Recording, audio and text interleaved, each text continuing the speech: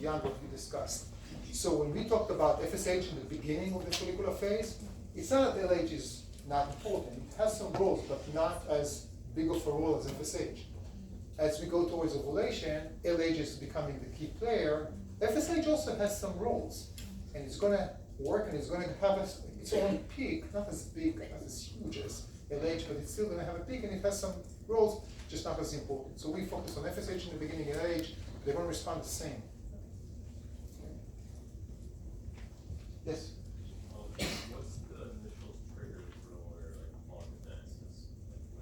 In just local signals. I'm not going to go beyond that. We know about some of them, probably not all of them, but we know about some paracrine that is closely in the environment signals, as well as autocrine, some cell that would signal through themselves. Part of the development. Yes? Did you say that estrogen inhibits LH and FH until a point, and then it stimulates LH? Exactly. Okay. Exactly. That's the threshold that we discussed. That's how we get the surge. We inhibit, boom, we stimulate, and then immediately everything is shut off because of the negative feedback coming from the corpuscle. It's a perfect intrinsic system. Everything is regulating itself and concentrating in such in that part. Are we okay? Yeah, Okay. sorry. I can always go back to the chalk and the board. Any more questions? We have time. Yes, Sarah. So I know that there's a certain amount of follicles that are recruited, and the one that becomes dominant is the one that's most exposed to FSH. Why recruit multiple follicles and then choose one rather than Why do you do that in the Olympics? Why do you do it in the Olympics? Why not just have one? We don't assume both is the fastest, right? Why do we have one? It's more interesting. It's not because of that, because we want to have some qualifying. Maybe that one is not the perfect one. So imagine that you have a cell, and cells, have different problems, and maybe that cell is not great in producing proteins, including FSH receptor, right? So you don't want, you want to have some competition, just like you have sperm. You want to have some competition, so the best will win. That's the idea. Does the dominant have any other specific characteristics? Not necessarily, no. It's basically, typically it would be just random, and that's the first one that is exposed and exposes more, but you always want to have some competition. And is this happening in both ovaries at the same time? No, so typically we alternate in ovulation periods, we alternate between ovaries. It's an interesting story, and to be honest, I'm not really sure. Maybe it's me that I don't know. I don't know if we were able yet to decipher the whole mechanism for that, of how it's actually working alternating between. It makes a lot of sense that we have two. In so many things we have two testes, right? We have two for that reason, because they're so important, so we want to have a backup. If you lost one ovary, you'll still be able to reproduce. But I don't know if we know actually how it's governed, that alternating part. Yes, continue. My last question, I guess, would be a lot of animals have litters usually, 6 or 7 puppies or multiple eggs at a time. Would that be due to a lack of the selection that we see with Escherichia eggs or oocytes? I don't know. First of all, I don't know. And that might be a good question for anyone who is taking 474, evolution in vertebrate. But you can just imagine that just like we have in our case, we sometimes have more than one, right? In our case, it's the system that works as well. Because evolution-wise, you want just one. You don't want two to compete for the same resources. But in other mammals, it might be that that's the way you're benefiting your progeny, just by having more. Maybe not all of them will be successful, but you'll have eventually more progeny. So it just might be that it's not as selective. It will always be selective, but it's easier to win the competition.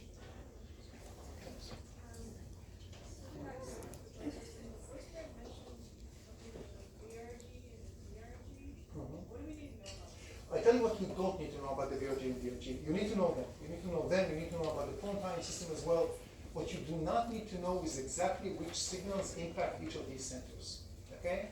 So we have the VRG when we have the pacemaker cells, and I told some students in my office, I asked about that, is that on average, every 4 or 5 years, I teach it differently. Sometimes the VRG are the pacemakers or something, the DRG, and then back to the VRG, just because this is what the research shows. People are still have some, right now it's the VRG are the winners, but again, maybe next year I'll teach the DRG. It's just not so easy to detect them specifically. So you do not need to know what specific signal affects the DRG and what specific signal affects the VRG. You need to know the signal we discussed, right, in the voice rate readings, and you need to understand that they interact with each other, regulating. It's not just the VRG by itself.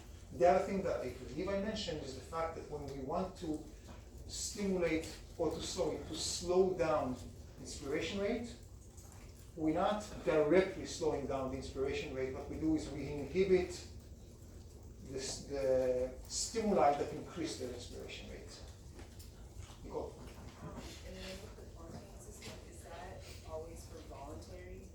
And then Medulla is involuntary, or is it like? I would not say just voluntary because it's definitely, if it's voluntary, it has to go to the Pontine system because it goes through the hypothalamus and from there to the Pontine system. Voluntary cerebral cortex, right? Let's stop breathing for a second. You ready? Hold. 1, 2, 3, stop. Okay, breathe again, right? That was voluntary. I told you something, for whatever reason you followed what I told you to do, right? And that's cerebral cortex. You made a stupid decision, but you made it, right? You should know not to listen to me at this point, but you did it. So that's awareness, right? That's consciousness, and that went to the hypothalamus, the CEO of the autonomic nervous system, and then to the Pontine, and so on and so forth. But the hypothalamus gets signals not just from the cerebral cortex, right? What will happen if suddenly, right, exam season, right, and you're starting to get anxious for some reason, you don't think even about something, you just out of the blue, boom, your heart beats faster and everything, but you start to breathe more and so on, and you lose your breath. That's, right, amygdala, these are not cerebral cortex, so that's part of the Pontine. Upper level regulation. Yes?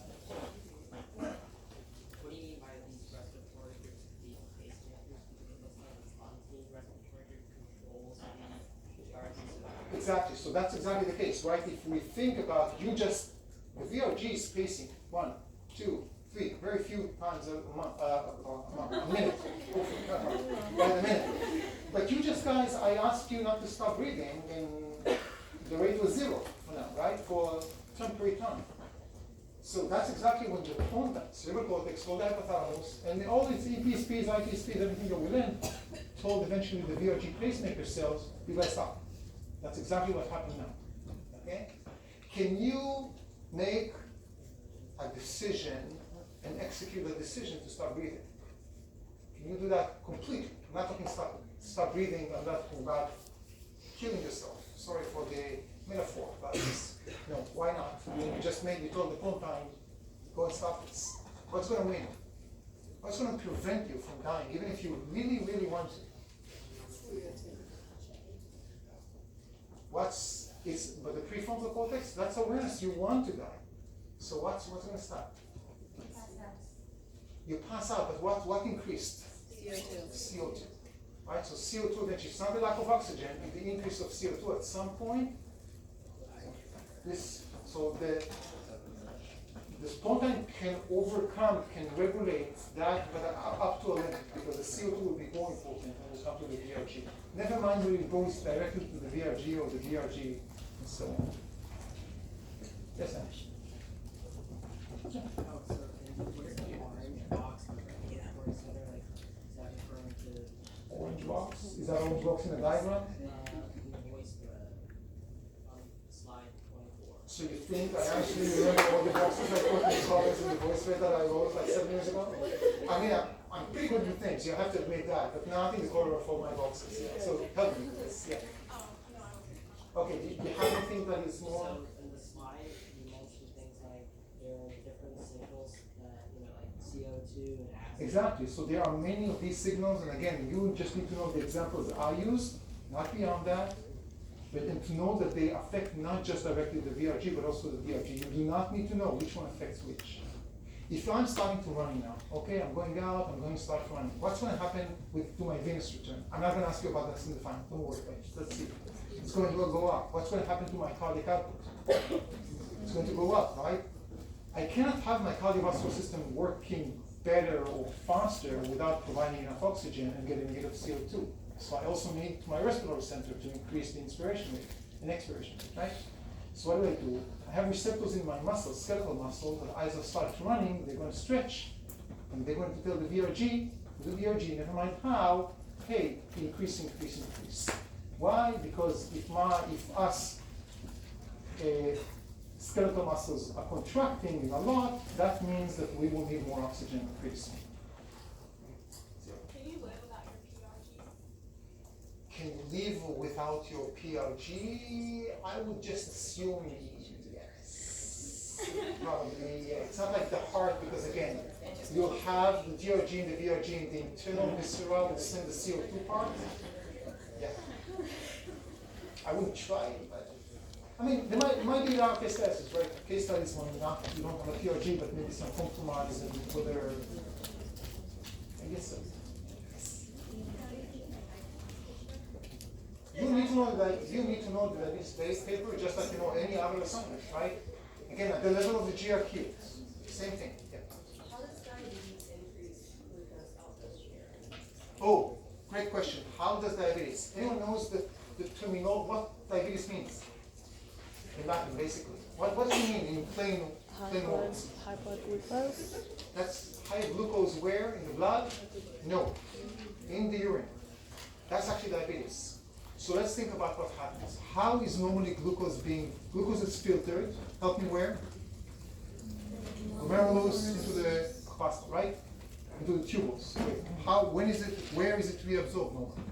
PCTs? Which ones? Again. PCTs. How is it reabsorbed? Cold transport with sodium. I always have enough sodium, right? But maybe something is limited. What is limited? The transporters, right? Of co-transport of sodium with glucose. So they can pass glucose together with sodium, but if you have just simply too much glucose, they're saturated. And remember, it's not staying, it's all moving, right? We're talking about the filtrate, it's just running and running and running. If at that given point, you just don't have, you have too much glucose, you have the normal function of all the receptors and the transporters, but just too much glucose, that glucose will find it in loops attending, DCT is eventually included. That's one of the ways to diagnose diabetes if something is wrong. I have a question about the blood testes barrier. You Yes. said the main reason for it is thymic education. The main reason for it is that our immune system will identify our spermatids and sperm as foreign cells. Because Okay. not the cells, but they will express foreign proteins as far as our immune system is concerned. Okay. Will they recognize, will the T cells recognize, the stem cells that are there, are those present for? They will not be a big issue. The spermatogonia will not be a big issue because they started already early in the game. The problem is what happens with the other cells, with the after meiosis. When you have water and sodium being reabsorbed, but in the collecting duct, is that picked up by the vasa recta or by the peritubular capillaries? The vasa recta, the peritubular capillaries, we call only the capillaries in the next to the PCPs that run against the PCPs. So this question on the urinary study guide kind of threw me off. It's which renal structure is responsible for producing highly concentrated urine by reabsorbing water while allowing metabolic waste and NaCl to pass through? And it's the collecting duct, but I thought that water was stuck in the collecting duct unless there was aquaporins. Yes, so the issue is that if you want to make it highly concentrated, right?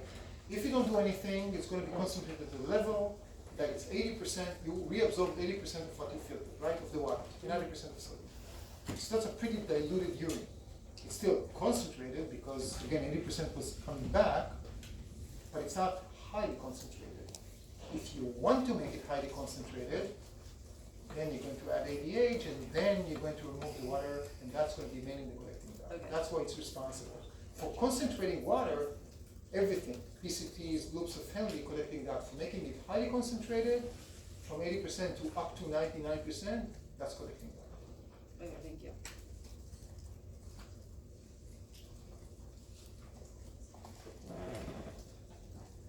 You're either highly prepared or not at all. One of those. I typically have more questions. Yes. The pleural fluid is constantly being pumped out of the pleural cavity, Right. but why? So why do we need to pump it out? What will happen if we have more? You're always going to have more water or fluid being pushed into the cavity. So what will happen if you have too much? You're going to break the surface tension. For the surface tension to work, it has to be a thin film of water. Otherwise, it's just too much, and that will not work.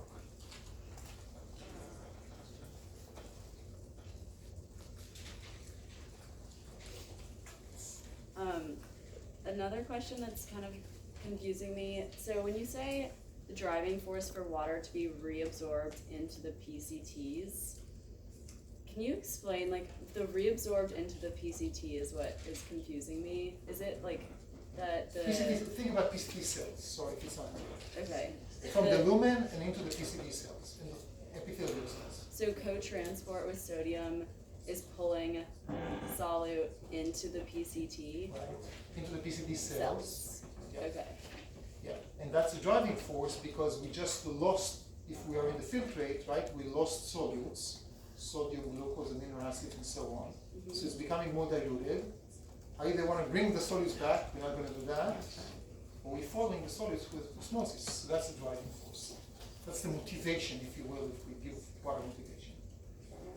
When you were talking about solving the gradient, you said that for a while it's just maintained, but when we actually solve it, is it when we actively throw out the ions? Sorry, again. When we were talking about maintaining and solving the gradient for a while, like we're just maintaining it, but when do we actually solve that gradient? You never solve the gradient. You'll solve the gradient like a few minutes after you die. Until then, nothing. That's the issue. The issue is that we never solve it. We always reabsorb and bring it back, collect the water and the solutes with vasa recta. We are trying to solve the gradient, and by trying to do this, we actually are able to reabsorb. We're never going. It's going to be a constant measure of gradient. Does the interstitial fluid in between the PCT cells and the capillary cells, does that have like no nutrients or ions in it? It will have always temporary nutrients because that's the time between the nutrients moving out of the PCT cells Right.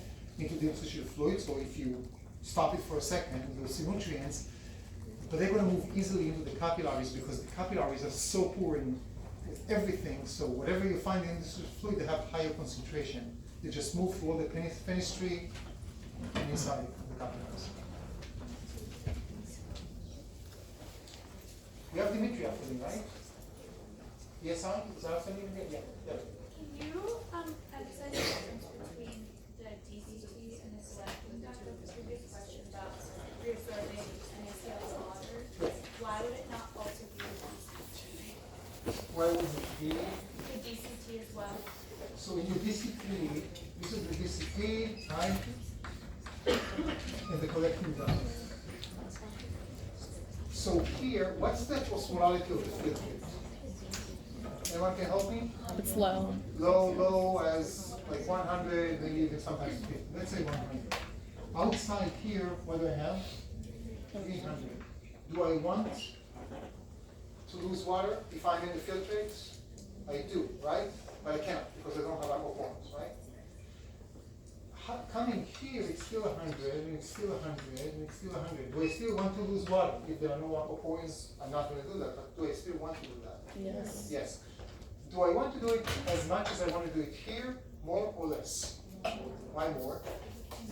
Because here it's 600, and then it's 1200, and so on. So the deeper you go, the greater the driving force. So putting aquaporints here will be much more efficient and effective in losing water from the collecting duct and then reabsorbing it to the capillaries. That's the idea.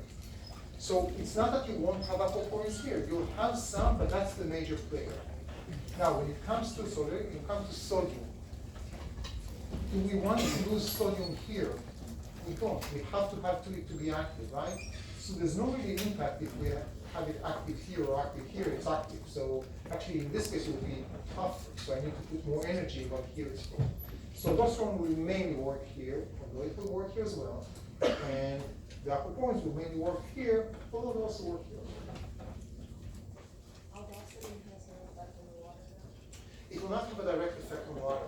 Now, it's a very complex